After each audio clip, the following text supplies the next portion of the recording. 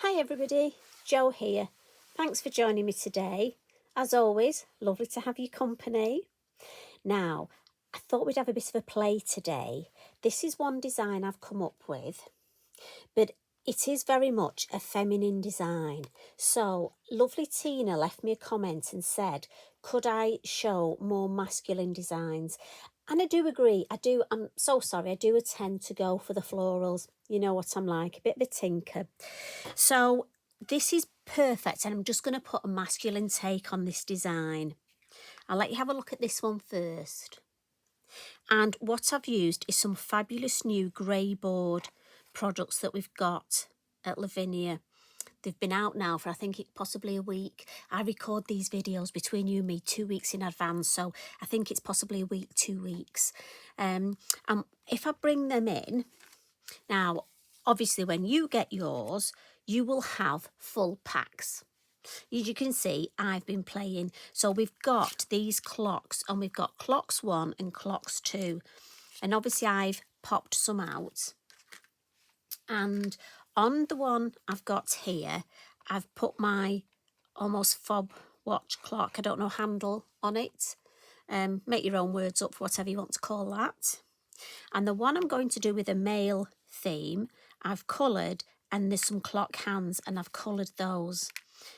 And that's what I'm going to pop on the card we're going to do. So we'll make the basis of the card, and then I'll show you how I've coloured my lovely Greyboard, if that's okay. I think we'll do it that way round, but these are just brilliant. So I'm going to put those there. I have a plan, she says. You know what happens, best laid plans and all that. So I'm going to start for this. I'm going to move this out of the way. And this is just a 5.5 inch by 5.5 inch. And this is multifarious cardstock. And this is going to go on a 6x6 card blank. I'm thinking for postage and things like that. And I'm going to come in to start off with our acetate circle masks. I want almost the mask of the larger. And then I'm going to actually use the innie. And again, on my little innies, look, my little, what I call my moon masks, I put a little bit of Posca. I know we've got a couple of new followers, and it's lovely to have your company, thank you. Pop a little dab of paint or Posca, just means you've less chance of losing them.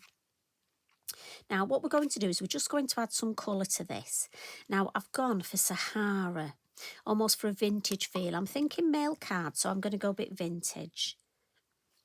Now, we've done this before, so you'll all be really good at this. And we're going to come in on the mask and just blend a little bit of colour. Start in this corner, because I want this corner deeper. We'll add a little bit more so it's deeper. And then when we've got less ink, only when we've got less ink on, then can we blend round up here. If we do it when we've got too much ink on, it'll be too dark, and also with more chance of getting lines. So I'm thinking that's about right. And I want to add the moon. Now this time I want the full moon in here. So I'm going to hold that. Now I could have taken my outer mask off, but just in case, like that, look, just in case, I'm going to keep them both in place just for this top bit round here. You sort of have to be a bit ambidextrous for this, using fingers, thumbs. Now you could tape it down. I know there'll be those of you that'll be shouting at me, Jo, why don't you tape it down? I'm just a bit, you know, I'm not keen on taping stuff down. So, right. But we all have our little things, don't we? And I've got a feeling I have more than most. That bit, I just want to actually tidy that bit up a little bit. So I'm just coming in, I've got less ink on my brush, and I'm just, there we go, that's better. I had a few little lines there. Now, I don't know if you could see them, but I certainly could, so I was getting rid of those. And I'm just going to wipe, because again, if you don't wipe these, if you put them away with ink on, next time you pick them up, you'll get ink on your hands, you'll get the wrong colour on your work. Or if you're like me and have to redo something. Done that a few times recently.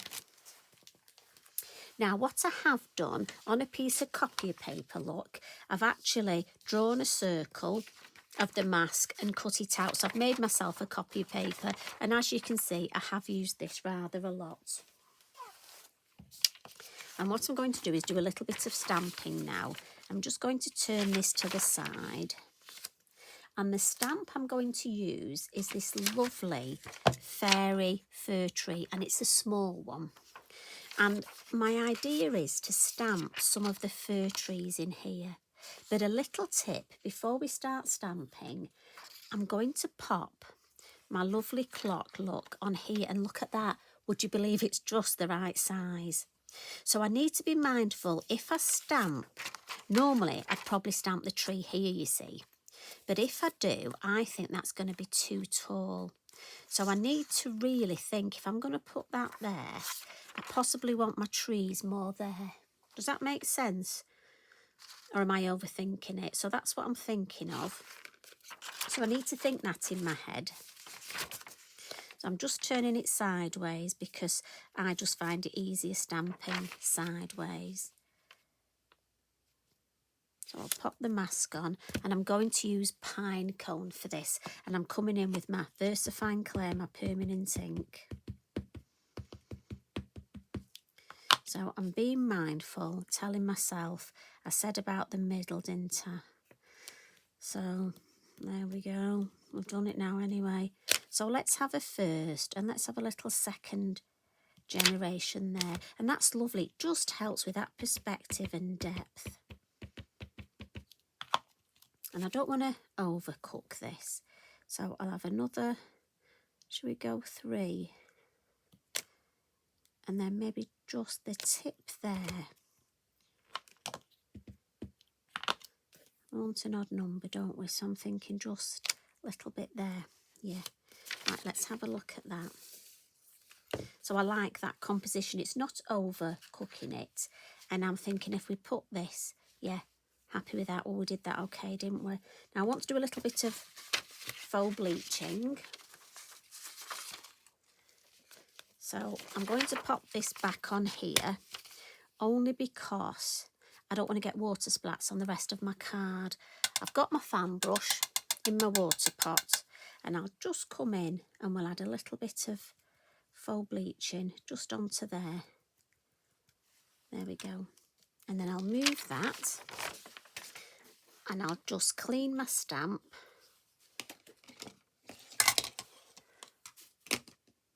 She says. So I'm just going to give my stamp a bit of a clean. Again, you know me, I like to keep things all nice and clean. Pop that to one side.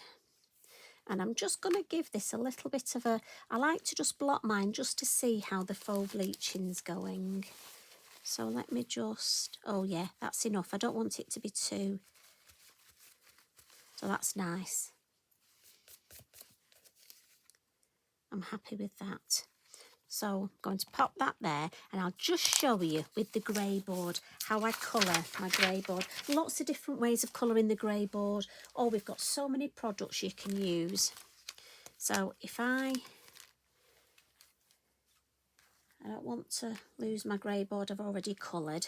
So we'll pop one of these out, and I'll pop the middle out. And I'll just quickly, you don't want me to show you everything, do you? Or do you? So if I was going to colour this, what I've used for my original is I've gone for the gilding polish, metallic gilding polish, and I've gone for 2 colours. I've gone for the copper shine and a little bit of the lime burst, just to add almost that patina-y effect. Now, honestly, dead easy this. There's an applicator in the lid, but I've got to be honest, when I'm doing my Greyboard, for me, I found the best way. And I've just brought in a little bit of a protection mat just because I don't want to get it on my Lavinia mat. And I just paint it on. Again, nothing difficult.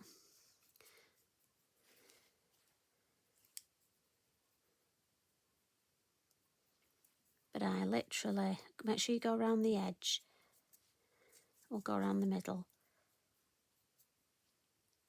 Now, when you put your gilding polish to bed, remember the night-night routine.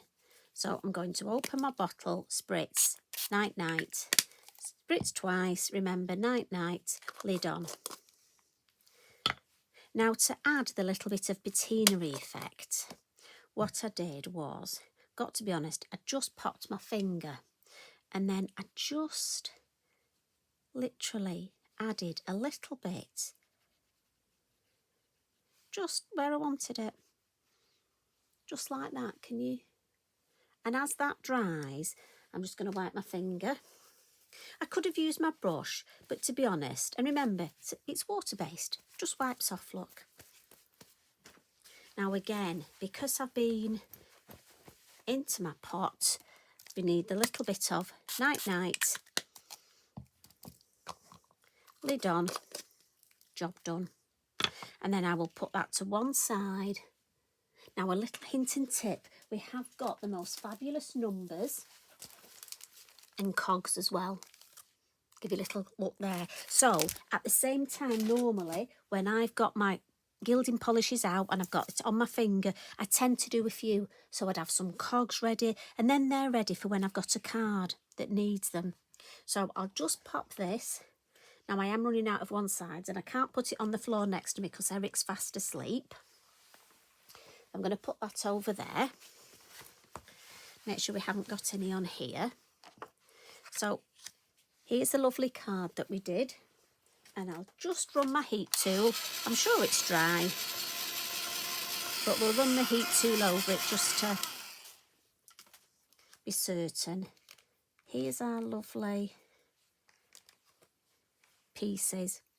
And before I stick those on, I'm going to put a sentiment on here. And it's which one? And I think time for an adventure, because I'm thinking clock, time. So where's my scissors? And I'm thinking I'm just going to pop that over this side here. And I think this would make a fabulous male birthday card. You know, if you needed a retirement card. And with the numbers, if it was a birthday, you could add the numbers. Maybe it's somebody going away. Now, to actually pop this on, I'm using the Bippity Boppity glue. Dries clear. But a little tip for me, just making sure I do this away from my card because I don't want to spill any ink on my card. Because you can guarantee if I drop some, it's going to go on my card, isn't it? Or is it just me that happens too? I like to just spread it out with my finger along the back. Now it does dry clear, so if I get some on the front by mistake, it will dry clear. But if I spread it out, look, I've got less chance of it sort of seeping out, but also I've got less chance of it not sticking.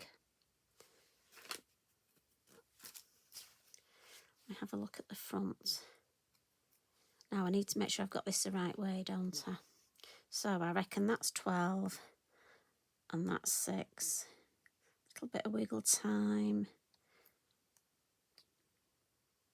Just hold that down. Yeah, I love that. And it's just a spin of, you know, making a little, I know some of the design you can't see, but for me, it's just that idea. Sometimes it's nice not to see everything. Now with the handles here, you might want to have them at a specific time. You know, if it's for a specific reason. I'm just going to put mine where I think they look nice on the design. But it could be a specific time that somebody was going away, or I'm just going to put that one there. Yeah, and then that one there. So again, a little bit of glue. And I'm just pressing. I'll pop that one there.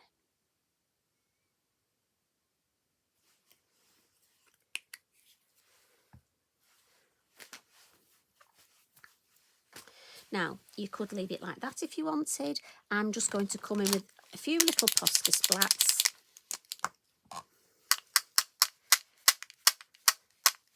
And again, just across the whole card design.